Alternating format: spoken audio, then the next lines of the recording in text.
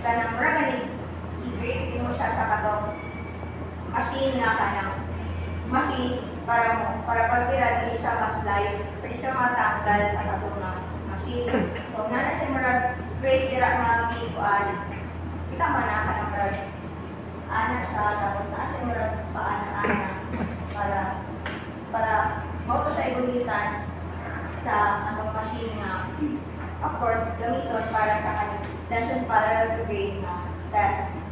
So either gani or gani code type mao ni siya ang code sa specimen and sa between the specimen and the machine. So like gani katong ikato pa kay mo to siya ginamit sa specimen katong ang diary. And then ato siya mga specific na dimensions sa diary and diary sa taas. And then ang procedure niya kay inilagay po ng pag-test. And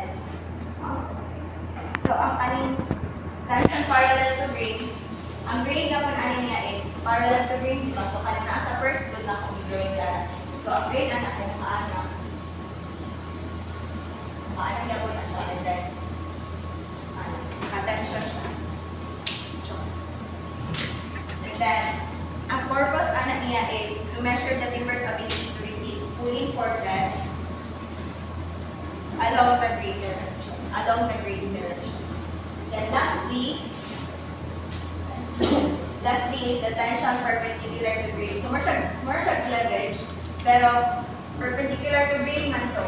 F shall be given at the dental surface 2 radial surface and 1 so kani mo na pag sa radial and tangential sa 1 origin sa video.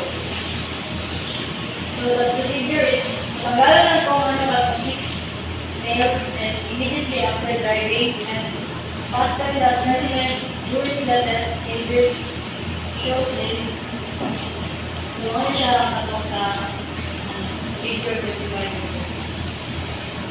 For speed testing, the load shall be applied continuously throughout the test at a rate of motion of movable process of 0.075 inches per minute. And for the weight and moisture content, the specimen shall be weighed immediately before driving the nails after the test, and a moisture section approximately 1 inches in length shall be taken from the specimen. The next is the specific gravity and straight angle volume. The size of the specimen, the specific gravity and straight angle test shall be made on with 2 by 2 by 6 inches each specimens. For the procedure, perform a specific gravity shrinkage test on the whole specimens by measuring weight and volume at different moisture contents, air drying,